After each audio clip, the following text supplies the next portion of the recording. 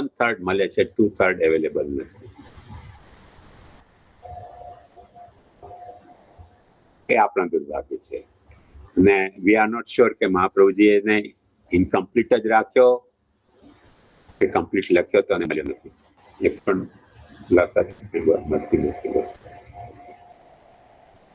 પણ આ ગ્રંથની મહત્તા શું છે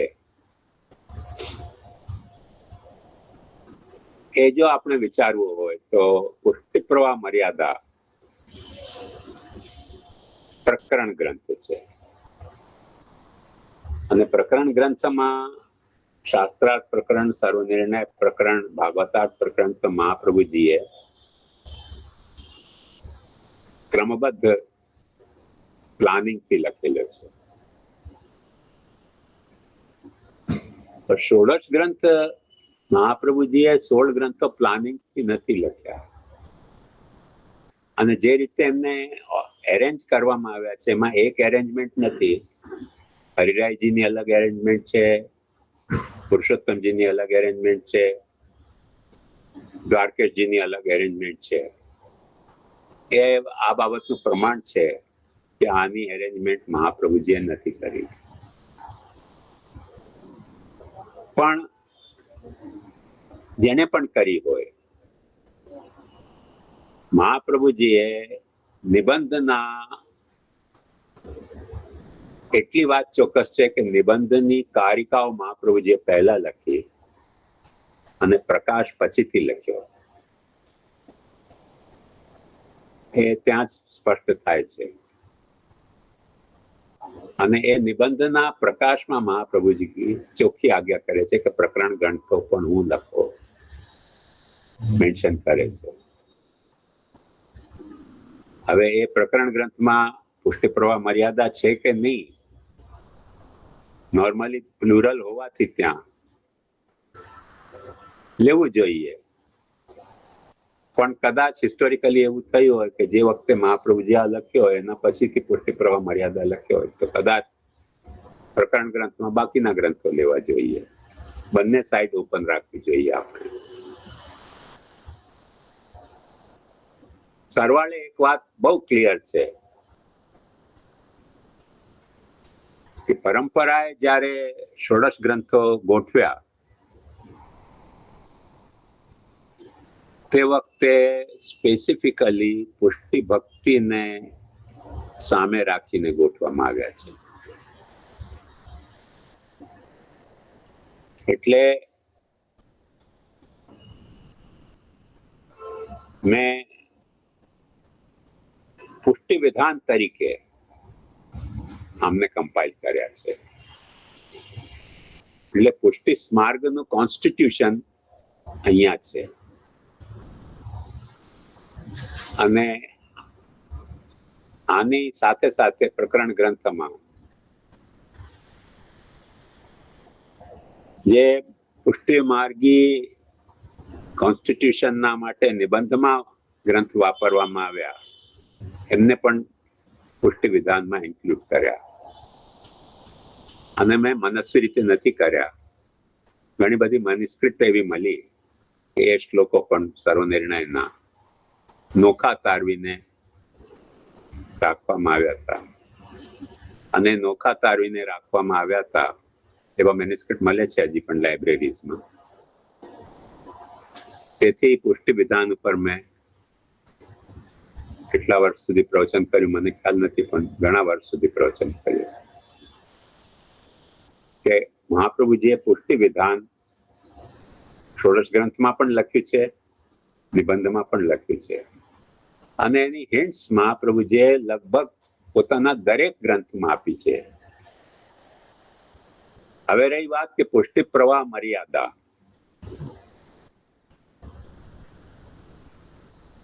તો કારિકાઓમાં પણ પુષ્ટિ માર્ગનો ઉલ્લેખ છે, જે પહેલો ગ્રંથ છે.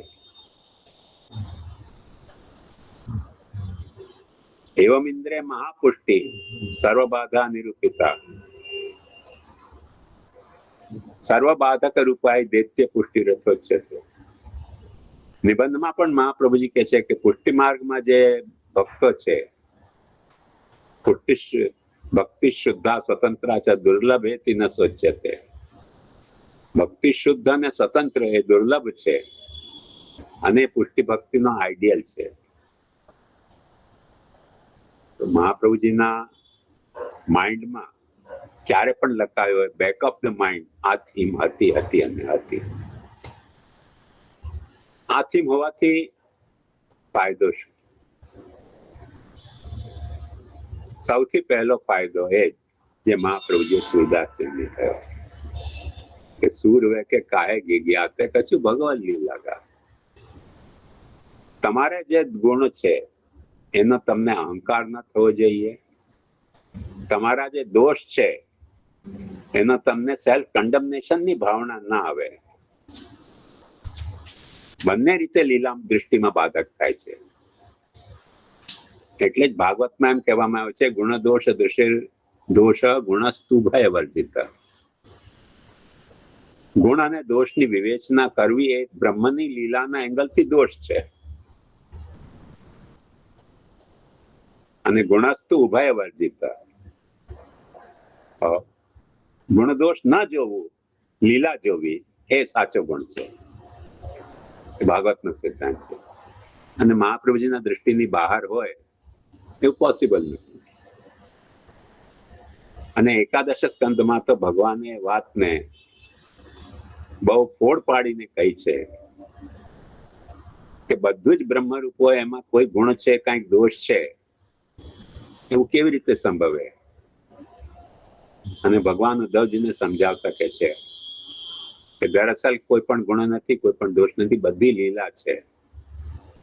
છતાંય કેમ કે તમારા લિમિટેશન એવા છે કે જો તમને કોઈક વસ્તુ ગુણ તરીકે ન બતાવવામાં આવે તો તમે એ તરફ પ્રવૃત્ત ન થાઓ, અને કોઈક તમને દોષ ન બતાવવામાં આવે તો તમે એમાંથી નિવૃત્ત ન થાઓ. તો તમારી પ્રવૃત્તિ અને નિવૃત્તિ માટે ગુણદોષનું વિધાન છે, વસ્તુમાં ગુણદોષ નથી. That was the deepest insight of Bhagavad Gita.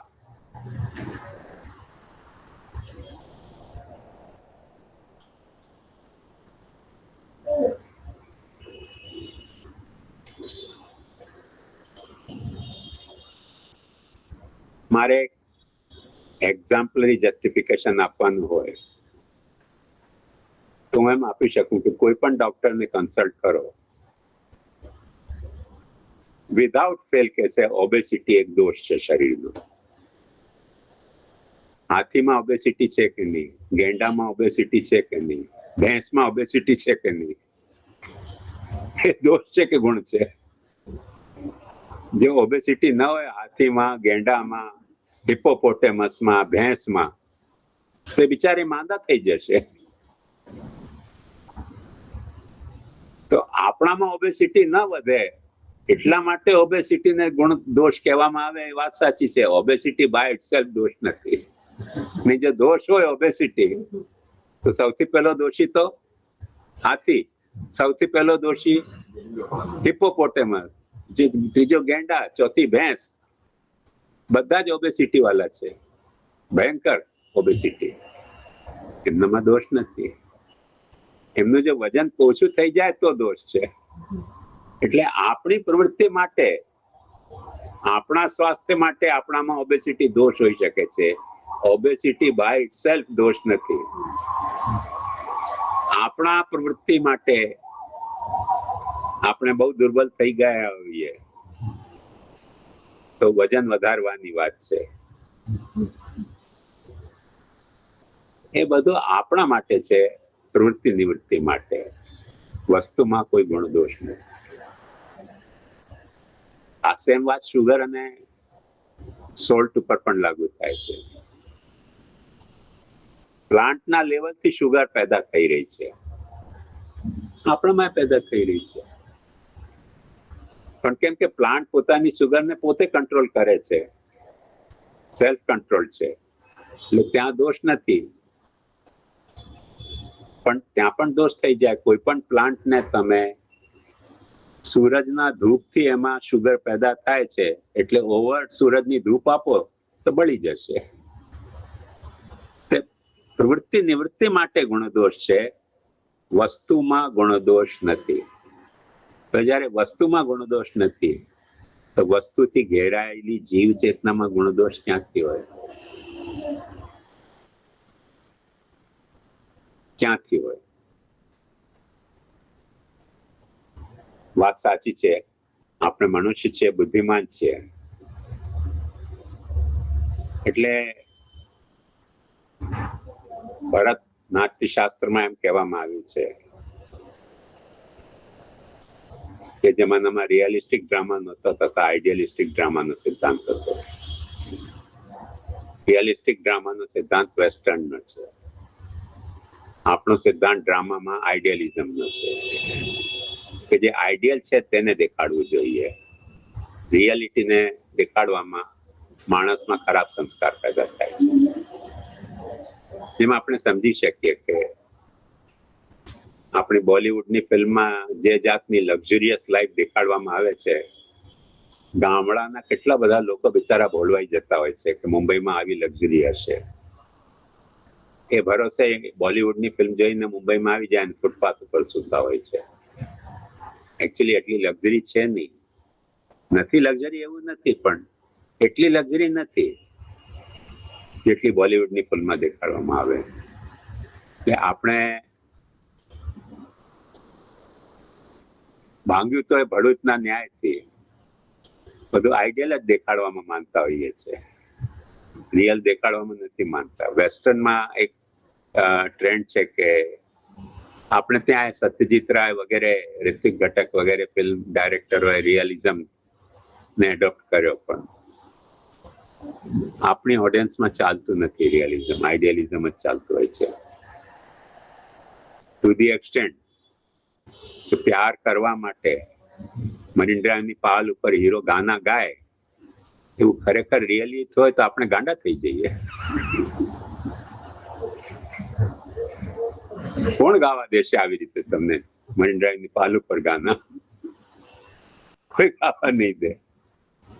જે વખતે શૂટિંગ થતી હોય છે તે વખતે પણ પબ્લિક ભેગી થઈ જતી હોય છે. તો ખરેખર જો થતું હોય આવું તો કેવો થઈ જાય. પણ આઈડિયલી દેખાડવામાં આવે છે કે ગાના ગાયા તો હીરો પણ ખુશી થઈ, હિરોઈન પણ ખુશી થઈ જાય છે ને હીરો સક્સેસફુલ થઈ જાય છે. આઈડિયલિસ્ટિક વાતો છે.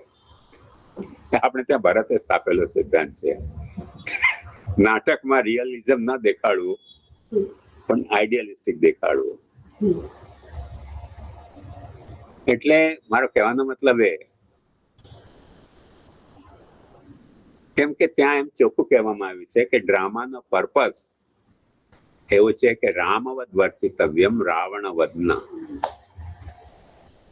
રામાયણના ડ્રામામાં આઈડિયલ દેખાડશો ને તો એ મેસેજ આપી શકશો કે તમારે રામની જેમ વર્તવું છે, રાવણની જેમ નહીં.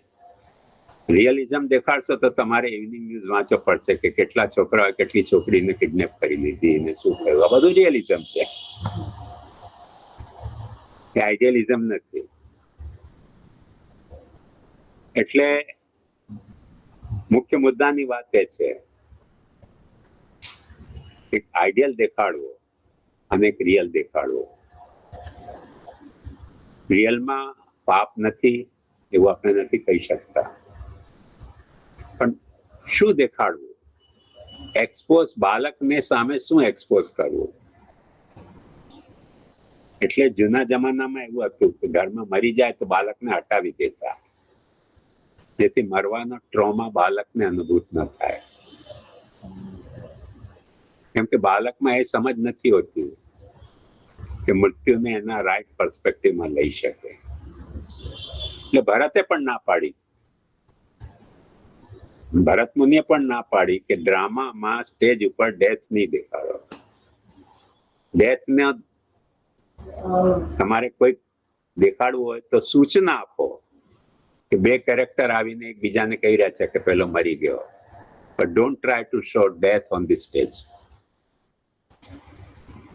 because ideal દેખાડવું છે. નેગેટિવિટી પેદા નથી કરવી, નેગેટિવિટીને એનહેન્સ નથી કરવી, પોઝિટિવિટી એનહેન્સ કરવી છે. એ સૂરવે કે કાય ગીગી આતે પછી ભગવન લીલા ગાય. શેને વધારવું એ મુદ્દો છે. કેમ કે કોઈ પણ હકીકત જે આપણા માટે હકીકત છે એ એસેન્શિયલી જોવા જતા હકીકત છે કે લીલા છે, એ ફેસ વેલ્યુ પર આપણે સમજી નથી શકતા કે હકીકત છે કે લીલા છે. અને એ સ્થિતિમાં જે લીલા છે તેને આપણે હકીકત તરીકે દેખાડશું તો માઇન્ડમાં નેગેટિવિટી વધશે ને. એટલે મહાપ્રભુજીએ પુષ્ટિ પ્રવાહ મર્યાદા, જીવના દોષને કારણે જીવ પ્રવાહી નથી, જીવના ગુણને કારણે જીવ પુષ્ટિ નથી, જીવના ગુણને કારણે જીવ મર્યાદી નથી, પણ ભગવાનની મન, વાણી અને કાયાની લીલાને કારણે પુષ્ટિ પ્રવાહ મર્યાદા છે. આખી એક આઈડિયોલોજી એવી પોઝિટિવ આઈડિયોલોજી કે જગતને લીલા રૂપે જોવામાં જે ગુણદોષની આપણી દૃષ્ટિ આડે આવતી હોય છે, ગુણદોષ દૃશ્ય દોષ ગુણસ્તુ વય વર્જિત, એને કેવી રીતે ડાયલ્યુટ કરવી.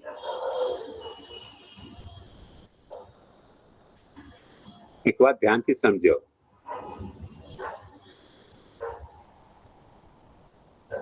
કે જે માણસ માંદો થઈ ગયો હોય એને બધા જ ઘેરીને એમ કહેવા માંડે કે તું માંદો છે, હવે તું મરી જશે. બિચારો ન મરતો હોય તો મરી જાય.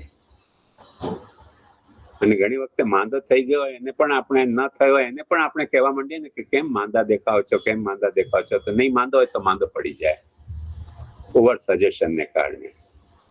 કેમ કે માઇન્ડ નેગેટિવ હોય છે ને અને સજેસ્ટિબિલિટી વધારે હોય છે માણસમાં. એટલે જ્યારે પણ સજેશન આપવું ત્યારે સાજો થઈ જશે, પોસિબિલિટી બે જ છે, થશે કે નહીં થાય. કમથી કમ સાજો નહીં થાય તો એનું માઇન્ડ તો નેગેટિવ નહીં થાય, એટલે એને આશ્વાસન આપવું જોઈએ. આપણે શું કરીએ છીએ, પોતાની નેગેટિવિટી, જે માણસને માંદો જોઈએ એમાં પોતાની જે નેગેટિવિટી છે એ આપણે તેના ઉપર થોપવા માંગતા હોઈએ છીએ કે હવે આમાં તો મરવાની તમારી તૈયારી રાખવી જોઈએ કેમ કે માંદા પડી ગયા છે. મહાપ્રભુજી એ વાત નથી કરવા માંગતા. એટલે પુષ્ટિ પ્રવાહ મર્યાદામાં આપણા જે ગુણદોષ છે એને આપણા ગુણદોષ તરીકે ન જોઈને ભગવાનની લીલા તરીકે જુઓ. એક ઇન્સાઇટ ડેવલપ કરો. શા માટે લીલા તરીકે જોવું? કેમ કે જો બ્રહ્મ એક જ હોય, એ જે બ્રહ્મની એકતાનો સિદ્ધાંત છે ઉપનિષદનો, એ સાચો હોય અને બ્રહ્મ સિવાય બીજું કાંઈ ન હોય તો જે કાંઈ છે તે લીલા જ છે ને. કેમ કે જે દેખાઈ રહ્યું છે જે બે મૂળ છે ગુણદોષમાં, એકમાં ગુણદોષ નથી હોતો. કેમ કે કોઈ પણ વસ્તુ એક હોય તો એ સારી છે કે ખરાબ કહી નથી શકતા, એક જ છે. ખરાબ છે કહેવા માટે કોઈકના સાથે કમ્પેર કરીને કહેવું પડશે, તો બે જોઈએ. હવે બે જો હોય જ નહીં, બાય ડિફોલ્ટ એક જ હોય, તો જે કાંઈ હશે તે કાં તો લીલા હશે કાં તો આપણો કંઈક દોષ હશે. શંકરાચાર્ય એ સ્ટેન્ડ એક્સેપ્ટ કર્યો કે દોષ છે આપણો, અજ્ઞાનનો, ભ્રમનો. નો પ્રોબ્લેમ,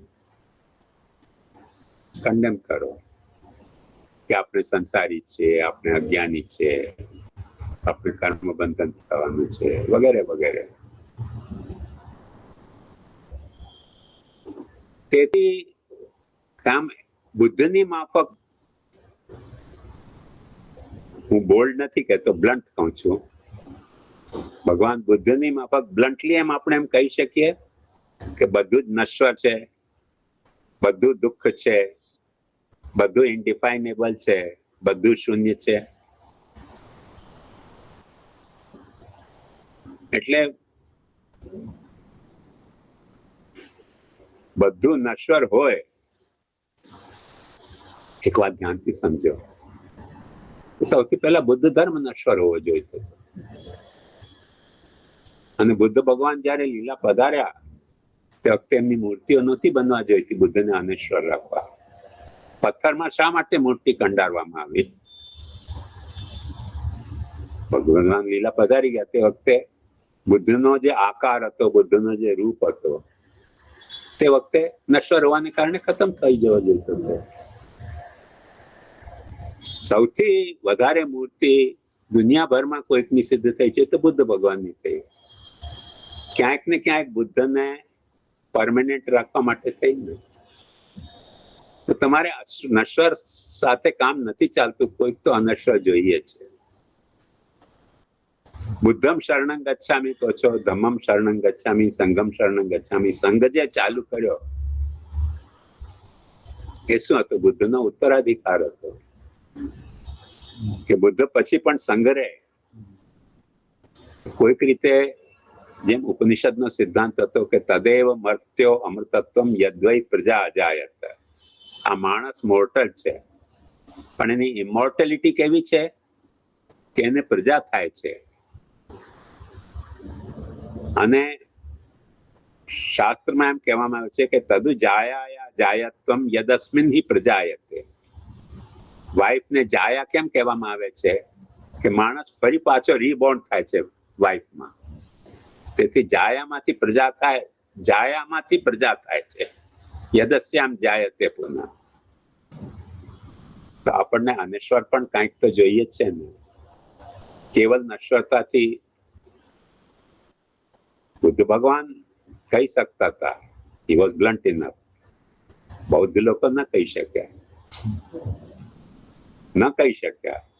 એ શું છે? ડીપ રૂટેડ આપણા નેચરમાં નશ્વરતા અને અનશ્વરતા, સુખ અને દુઃખ, અનિર્વચનીયતા અને વચન, અને આનંદ અને શૂન્ય બંને કામ કરી રહ્યા છે. હવે જો બંને કામ કરી રહ્યા હોય આ ઇન્ડિવિજ્યુઅલ લેવલ ઉપર, તો મેગા લેવલ પર આ કરી રહ્યા છે કે નથી કરી રહ્યા? કે મેગા લેવલ પર આની ભ્રાંતિ થઈ રહી છે? ઇન્ડિવિજ્યુઅલિટીને આપણે મેગા લેવલ પર ઇમ્પોઝ કરવા માંગીએ છીએ કે because we are part of this whole, therefore we inherit that contradiction. એ વાતને અનુલક્ષીને મહાપ્રભુજી એક વાત કહી કે અંતે તમને માયામાં વિરુદ્ધ ધર્માશ્રયતા માનવું પડશે. અજ્ઞાનમાં તમને વિરુદ્ધ ધર્માશ્રયતા માનવું પડશે. અજ્ઞાનના મહાપ્રભુજી ભાષ્યમાં કહે છે કે તમને વિરુદ્ધ ધર્માશ્રયતા જગતમાં ક્યાંક તો એક્સેપ્ટ કરવી જ પડશે કે જગત is full of contradiction. So if જગત ઇઝ ફુલ ઓફ કોન્ટ્રાડિક્શન, તો એને ક્યાં સ્વીકારવી? એનો રૂટ ક્યાં માંગવો? તમારા અજ્ઞાનમાં, તમારા કર્મમાં, તમારા નેચરમાં કે લીલામાં?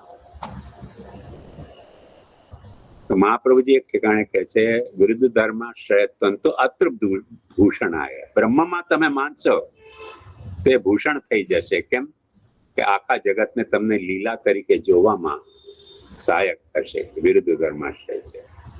વિરુદ્ધ ધર્માશ્રય એટલે શું?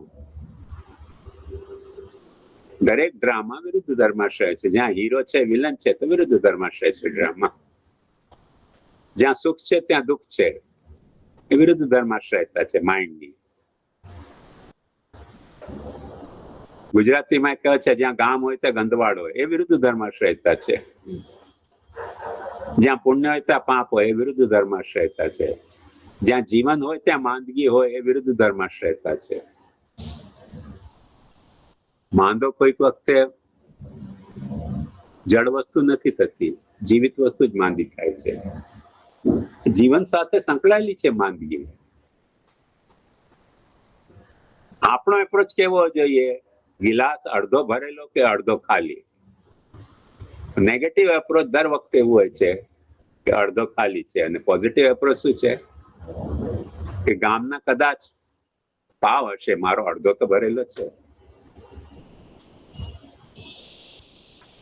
એ લીલા દૃષ્ટિ આવી ગઈ. એ લીલા દૃષ્ટિ આવી ગઈ. અને એ લીલા દૃષ્ટિથી આપણને કન્વિન્સ કરવા મહાપ્રભુજીએ પુષ્ટિ પ્રવાહ મર્યાદા લખેલ છે.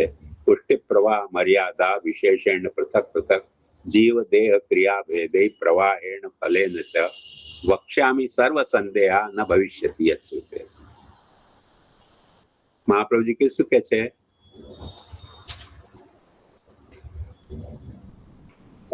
ભક્તિ માર્ગસ્ય કથનાત પુષ્ટિરસ્તિતિ નિશ્ચય. ભગવાનની પુષ્ટિ છે કે નહીં, એટલે ભગવાનની પુષ્ટિ લીલા છે, ભગવાન પુષ્ટિ લીલા કરી રહ્યા છે કે નહીં, હાઉ ટુ એસર્ટેન. મહાપ્રભુજી કહે છે કે કોઈક એવી ભક્તિનો નિરૂપણ કરવામાં આવ્યો છે કે નથી આવ્યો કે જે ભક્તિમાં આપણે ભગવાનને આપણી જે દોષ ભરેલી વૃત્તિ છે એને કારણે નહીં પણ નિર્દોષ વૃત્તિથી ચાહીએ છીએ. એટલે કોઈ પણ વસ્તુને જ્યારે તમે નિર્દોષ વૃત્તિથી ચાહો છો તે પુષ્ટિ થઈ ગઈ. સદોષ વૃત્તિથી ચાહો છો, જે રીતે જે ફ્રોડ કરનારો હોય એ સદોષ વૃત્તિથી જેની સાથે ફ્રોડ કરતો હોય એની સાથે ચાહના દેખાડતો હોય છે, તે પુષ્ટિ વૃત્તિ ન થઈ. ભગવાન ગીતામાં આજ્ઞા કહે છે દેવી સંપદ વિમોક્ષાય નિબંધાય આસુરી મતા. નિબંધાય આસુરી મતા, બાંધવા માટે આસુરી છે અને વિમોક્ષ માટે દૈવી સૃષ્ટિ મેં કરી છે. તો તમે બંધાઈ રહ્યા છો કે ભગવાન બાંધી રહ્યો છે? અને ધારો કે ભગવાન બાંધી રહ્યો છે, નિબંધાય બાંધવા માટે આસુરી હોય અને મુક્ત કરવા માટે દૈવી હોય. વાત ધ્યાનથી સમજજો. તો આપણે તો પોતાને બાંધતા નથી ને, બાંધનારો ભગવાન છે, મુક્તિ આપનારો પણ ભગવાન છે. તેથી જ ઉપનિષદમાં એમ કહેવામાં આવ્યું છે કે એષવ એવ સાધુ કર્મ કાર્ય હતી યમ ઉર્ધ્વમ નિદિશતિ, એષતુ એવ અસાધુ કર્મ કાર્ય હતી યમ અધો નિદિશતિ. આપણાથી સારા કર્મો એ કરાવે છે જ્યારે આપણને ઉન્નત કરવા માંગે છે, અને જ્યારે આપણાથી અવનતિ માંગતો હોય છે ત્યારે આપણાથી ખોટા કર્મો કરાવે છે. તો કર્મો કરાવનાર પણ એ છે, ઉન્નતિ અને અવનતિ કરનાર પણ એ છે. ઉન્નતિને કારણે મુક્તિ આપનાર અને અવનતિને કારણે બાંધનાર પણ એ છે. હવે એ બંને કામ કેવી રીતે કરી શકે જો વિરુદ્ધ ધર્માશ્રય ન હોય? પ્રોબ્લેમ ક્યાં આવે છે? ભગવાન આવું શા માટે કરે છે? ગાંડો થઈ ગયો છે? ગાંડો નથી થઈ ગયો. ભગવાન એક એવો ડાયરેક્ટર છે, દર વખતે વાત કહેતો હું છું કે ડાયરેક્ટર જ નથી, એક્ટર કમ ડાયરેક્ટર છે. તો એ એક્ટિંગ પણ એ રીતે કરે છે અને બીજા જે પોતાના સાથના કો સ્ટાર છે એમનાથી એક્ટિંગ કરાવે પણ એ રીતે છે, ડાયરેક્ટર હોવાને કારણે. આપણો ભગવાન સિર્ફ ડાયરેક્ટર નથી, જેમ ડ્રામાનો કે ફિલ્મનો કેટલાક ખાલી ડાયરેક્ટર હોય, પણ કોઈક એવા હોય છે ડાયરેક્ટર કે જે રાજ કપૂર એવો હતો કે જે ડાયરેક્ટર પણ હોતો હતો, એક્ટર પણ હોતો હતો. હિચકોક એવો હતો કે જે ડાયરેક્ટર પણ હતો, એક્ટર પણ હોતો હતો. કોઈક એવા હોય છે કે જે ડાયરેક્ટર કમ એક્ટર હોય. તો ભગવાન પોતે ડાયરેક્ટર પણ છે અને એક્ટર પણ છે. એટલે એક્ટર હોવાથી એવો પણ પોતે લીલા કરે છે અને આપણાથી પણ એવી લીલા કરાવે છે. હવે વન્સ આ વાત પિક્ચર આપણી સામે સાફ થઈ જાય ને તો આપણે આ સેલ્ફ કન્ડમનેશનની પ્રક્રિયાથી કે બીજાને કન્ડમનેશનની પ્રક્રિયાના દોષથી બચી શકીએ. નહીં તો બચવાના કોઈ ઉપાય નથી. માણસનું આખું ઇન્ટરેક્ટ કરવાનો જે આપણો એક માદો છે એ ખોરવાઈ જતો હોય છે જ્યારે લીલા નથી માનતા. ત્યારે લીલાનો બેઝિક જે પર્પસ છે એ આપણા માઇન્ડમાં પોઝિટિવિટી લાવવાનો પર્પસ છે. નેગેટિવિટીથી આપણને ઉભારવાનો. અને પોઝિટિવિટી લાવવા માટે, નેગેટિવિટીથી ઉભારવા માટે આ મહાપ્રભુજીએ ભાવ અને અભાવમાં વસ્તુની વિવેચના નહીં કરીને આવિર્ભાવ અને તિરોભાવમાં કરી. કેમ કે ગીતામાં ભગવાને કહ્યું હતું ના સતો વિદ્યતે ભાવો ના ભાવો વિદ્યતે સત. એટલે જે કાંઈ છે તે આવિર્ભાવ અને તિરોભાવ જાય છે. નથી કાંઈ ઉત્પન્ન થતું, નથી કાંઈ નષ્ટ થતું. બુદ્ધને રડવું આવતું હોય તો બધું નશ્વર છે. મહાપ્રભુજી કઈ કોઈ ચિંતાની વાત નહીં. તમને નશ્વર લાગતો હોય તો રડી લો થોડીક વાર. પણ જેને બ્રહ્મનું જ્ઞાન છે એને નાશવાન નથી દેખાતો, તેરો ભાવ દેખાય છે. ઉત્પન્ન જે વસ્તુ હોય છે તે નાશવાન હોય છે, એવી પણ એક વ્યાપ્તિ છે. જે ઉત્પત્તિશીલ હોય તે નાશવાન હોય. મહાપ્રભુજી કહે છે ઉત્પત્તિશીલ કશું છે જ નહીં, બધું આવિર્ભાવ છે. તદેતદ અક્ષયમ નિત્યમ જગન મુનિવરાખિલમ આવિર્ભાવ તિરોભાવ જન્મ નાશ વિકલ્પવત. આવિર્ભાવ તિરોભાવ છે, તમને જન્મ નાશ વિકલ્પ દેખાય છે. જન્મ નાશના વિકલ્પ આવિર્ભાવ તિરોભાવને કારણે દેખાય છે.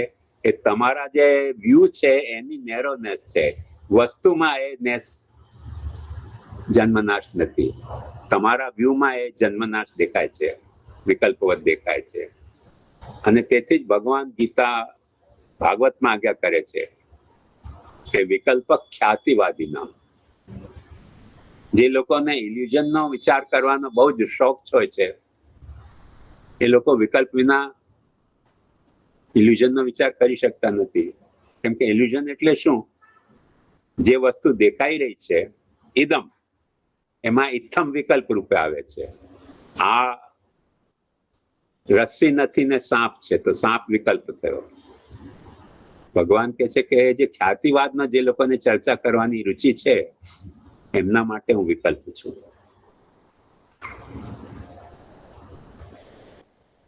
એટલે દોષોપી હરિણા કૃપા. જેટલો દોષ છે એ પણ ભગવાને જ પ્રકટ કર્યો છે લીલામાં.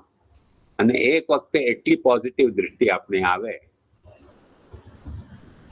મહાપ્રભુજી પોઝિટિવ દૃષ્ટિના પણ ભક્ત એટલા માટે નથી કે પોઝિટિવ દૃષ્ટિની કાંઈ ઇન્ટ્રાન્ઝિક વેલ્યુ છે. પોઝિટિવ દૃષ્ટિ હશે તો તમે ભક્તિ સાચી કરી શકશો. લીલા દૃષ્ટિ હશે તો ભગવાનના પ્રત્યે તમારી ભક્તિ નિર્દોષ હશે. અને નહીં તો ભગવાનના પ્રત્યેની ભક્તિમાં પણ કાંઈક ને કાંઈક દોષ આવી જ જશે.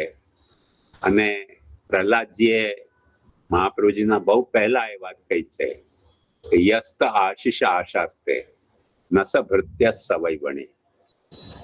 હે પ્રભુ, તારાથી જે કોઈક આશા રાખે છે વરદાનની, એ તારો સેવક નથી, એ તો વાણીઓ છે જે તારાથી કંઈક એક્સચેન્જ કરવા માંગે છે. ભગવાનને આપણે સુપર માર્કેટ સમજીએ છીએ કે 2-4 ફૂલ, 2-4 નારિયેલ, 2-4 સ્તુતિ ચડાવી દો, 1 લાખ 2 લાખ જે આપતા હોય ભગવાન લઈ લો. એ સુપર માર્કેટની જે ટેન્ડન્સી છે આપણી, એ ભક્તિ નથી. કાંઈક આપો ને કાંઈક લો. યસ્ત આશીષ આશાસ્તે નસ ભૃત્ય સવય વણિક. એ તો વાણિયાગીરી કરી રહ્યો છે તારી સાથે. નરસિંહજીએ કહ્યું કે તું માગ મારી પાસે. પ્રહલાદજીએ કહ્યું કે માગું તો હું તમારો ભક્ત નહીં. એવી ભક્તિ આપો કે જે તમારાથી માંગુ નહીં. અને માગું તો ફક્ત એટલું જ માંગુ કે ભક્તિ. ભક્તિ વિના તમારાથી કોઈ ચીજ ન માગું, એ નિર્દોષ ભક્તિનો પ્રશ્ન છે. નહીં તો કાંઈક ને કાંઈક માગવા માટે ભક્તિ કરશું તો કાંઈક ને કાંઈક માંગવાની ઈચ્છા, એક્સપેક્ટેશન થઈ જશે. સો લવ વિધાઉટ એક્સપેક્ટેશન એ લીલા છે. અને લવ વિથ સમ એક્સપેક્ટેશન લીલા નથી, બિહેવિયર છે, ટ્રાન્ઝેક્શન છે. I expect something and you give me something. So I love you and you should fulfill my expectation. તે તો વાણિયાગીરી થઈ ગઈ, સાચી છે. કે ભક્તિને જો લીલામાં કલ્મિનેટ કરવી હોય તમારે, તો સ્ટેજ તમારે લીલાનો જોઈએ છે. ભક્તિ તો પછી એક લીલા થઈ જશે. અને લીલાના સ્ટેજ ઉપર નહીં હોય ભક્તિ, તો કોઈક ને કોઈ ટ્રાન્ઝેક્શનના સ્ટેજ ઉપર, કોઈને કોઈ સુપર માર્કેટમાં થતી ભક્તિ હશે કે હું ભક્તિ કરું ને મને આ મળે, હું ભક્તિ કરું ને મને આ મળે. એ ભક્તિ નથી એમ તો આપણે ન કહી શકીએ. ભક્તિ છે. એ ભક્તિ લીલાત્મિકા નથી, આનંદાત્મિકા નથી, સુખ દુઃખાત્મિકા છે. તો આપણે સુખ દુઃખના રેલમાં જ રહેવું છે કે એનાથી ઉપર ઉઠીને આનંદના રેલમાં જવું છે? આખો ઇશ્યુ અહીંયા એ છે, પુષ્ટિ પ્રવાહ મર્યાદામાં. અને એનો ફાઉન્ડેશન મહાપ્રભુજી અહીંયા નાખ્યો છે. અને તેથી મહાપ્રભુજી એમ કે છે,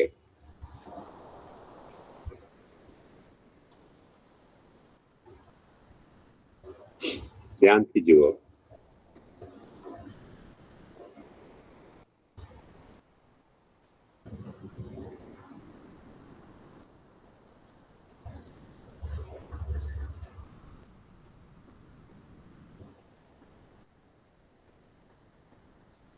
ભક્તિ માર્ગસ્ય કથનાत् પુષ્ટિરસ્તિ इति निश्चय द्वौ भूत सर्गौ इत्युक्ते प्रवाहोपि व्यवस्थित. ગીતામાં ભગવાન કહે છે કે બે જાતના ભૂત સર્ગ છે, તેથી પ્રવાહ તો છે. અને વેદસ્ય વિદ્યમાનત્વાદ મર્યાદાપી વ્યવસ્થિત. ભગવાનને વેદ દ્વારા જે કંઈ સ્થાપિત કર્યું છે તે મર્યાદા સ્થાપિત કરી છે. શા માટે? એક વાત ધ્યાનથી સમજો કે કોઈ પણ મર્યાદા એટલે કાંઠા. કાંઠા ક્યાં હોય? જ્યાં પ્રવાહ હોય. પ્રવાહ જ ના હોય તો કાંઠા શા માટે? કાંઠા બનાવી દીધે તો મતલબ શું? કાંઠા જ ના કહેવાય. પ્રવાહ હોય તો કાંઠા હોય. તો જ્યારે ગૌભૂત સર્ગ એ કહ્યું છે તે કન્ટિન્યુટી છે પ્રવાહની. કઈના પ્રવાહની? જન્મ મરણના પ્રવાહની, સુખ દુઃખના પ્રવાહની, પુનર્જન્મના પ્રવાહની એક કન્ટિન્યુટી છે. એમાં કાંઠો બનાવવામાં આવ્યો છે મર્યાદાનો. ત્યાં પ્રવાહમાં તમારે તણાવવું ન હોય તો કાંટા છે મર્યાદાનો. વેદસ્ય વિદ્યમાનત્વાत् મર્યાદાપી વ્યવસ્થિત. હું રિલિજન કે થિયોલોજીની વાત નથી કરી રહ્યો, લોજિકની વાત કરી રહ્યો છું. કે જો મર્યાદા પ્રવાહ વિના ન થઈ શકતી હોય, જો કાંઠા નદીના પ્રવાહ વિના ન થઈ શકતો હોય, તો પ્રવાહ નહીં હોય તો મર્યાદા પણ નહીં હશે. હવે પ્રવાહ જે વહી જતો હોય તેનું નામ પ્રવાહ, અને જે વહેતો ન હોય તેનું નામ કાંઠો. એ ભૂમિની એક લીલા છે કે નહીં? અને એટલી ખૂબસૂરત લીલા છે, ધ્યાનથી જુઓ, કે માણસ કોઈ કાંઠો બનાવે તો બનાવે, ન બનાવે તો જમીન પોતે, નદી પોતે કાંઠો બનાવતી હોય છે, રેતીના ઢેર ભેગા કરીને. જ્યારે નદી વહેતી હોય છે ત્યારે સાથે રેતી લાવતી હોય છે. એન્ડ ફોર યોર ઇન્ફોર્મેશન, ઉત્તર પ્રદેશનો આખો ભૂભાગ, જેને આપણે આર્યાવર્ત કહીએ છીએ, એ જમીન નહોતી, સમુદ્ર. જ્યોગ્રાફિકલી વન્સ અપોન અ ટાઈમ આ નદીઓએ હિમાલયની રેતી ભરીને યુપીનો મેદાન બનાવ્યો છે. એટલે યુપીની જે માટી છે ને, નદીના રંગની માટી છે, સફેદ રંગની. શા માટે? કે નદીનો જે મેકેનિઝમ છે એમાં જે વાત મૂકવામાં આવી છે કે તમારે વહેવું પણ છે અને કાંઠો બનાવવાનો છે. એટલે સંધ્યામાં મંત્રમાં આવે છે, ગંગા યમુનયોર મધ્યે વસંતી તેમે પ્રસન્નાત્મા અનશ્ચિરે જીવિતમ વર્ધયન્તુ. ગંગા અને યમુનાની વચ્ચે જે કાંઠો પેદા થયો છે બંનેના કોલેબોરેશનથી, કેમ કે યમુનાએ માટી લાવી છે, ગંગાએ માટી લાવી છે, અને એમણે જે કાંઠો બસાવ્યો છે ગંગા જમનાની વચ્ચેનો જે કાંઠો છે એને બ્રહ્માવર્ત કહેવાય, અને આ બાજુના જે બે કાંઠા છે એ આર્યાવર્ત કહેવાય. તો ગંગા યમુનયોર મધ્ય યે વસંતી તે મેં પ્રસન્નાત્માન ચિરજીવિતમ વર્ધયંતુ. જે વસતા હોય છે એ પ્રસન્નાત્માઓ બધા માના ચિરજીવી બનાવે. ફિઝિકલ સેન્સમાં નહીં, spiritual સેન્સમાં. So how much importance પ્રવાહ છે. ફોરગેટ અબાઉટ મર્યાદા. જો નદીનો પ્રવાહ ન હોય તો બ્રહ્માવર્ત ન હોય, નદીનો પ્રવાહ ન હોય તો આર્યાવર્ત ન હોય, અને જો પ્રવાહ સૃષ્ટિ ન હોય તો મર્યાદા સૃષ્ટિ ક્યાંથી આવે? હવે જો મર્યાદાની સૃષ્ટિને જો પ્રવાહ સૃષ્ટિની અપેક્ષા હોય લોજિકલી, કન્સેપ્ચ્યુઅલી, તો બંને કોન્ટ્રાડિક્શન કેવી રીતે હોઈ શકે છે? કોમ્પ્લિમેન્ટરી હોવી જોઈએ. છતાંય કોન્ટ્રાડિક્શન છે કે એક વહી રહ્યું છે ને એક સ્થિર છે. ધેટ પ્રૂવ્સ કે લીલા છે. ધેટ પ્રૂવ્સ કે લીલા છે. વિરુદ્ધ ધર્માશ્રયતા મહાપ્રભુજી કહે છે કે વિરુદ્ધ ધર્માશ્રયતંતુ અત્ર ભૂષણાય. માયામાં દૂષણ થઈ જશે. કેમ કે અમે નથી કહેતા, તમે પોતે દૂષણ માની રહ્યા છો. મહાપ્રભુજી કહે છે હું નથી કહેતો કે માયામાં દૂષણ છે વિરુદ્ધ ધર્માશ્રયતા. શંકરાચાર્યજીના ઇમિડિયેટ શિષ્ય હતા સુરેશ્વરાચાર્ય.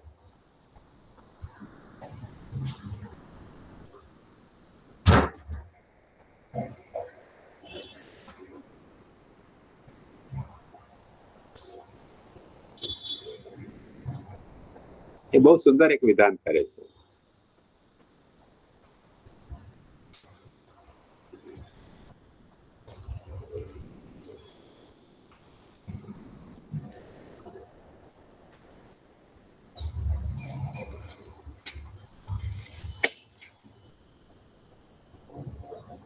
એ કહે છે અહો ધાર્ષ્ટ્યમ અવિદ્યાયા ન કશ્ચિદ અતિવર્તતે. આ અજ્ઞાનની ધૃષ્ટતા, બ્લન્ટનેસ કેવી છે કે કોઈ એને પાર જ નથી પામી શકતો. અજ્ઞાનની ધૃષ્ટતા, બ્લન્ટનેસ કેવી છે કે કોઈ એને ઓવરકમ નથી કરી શકતો. પ્રમાણમ વસ્તુ અનાદૃત્ય પરમાત્મેવ તિષ્ઠતિ. જે પ્રામાણિક વસ્તુ છે એને ઢાંકી દે છે અને અપ્રામાણિકને એના ઉપર પ્રોજેક્ટ કરે છે.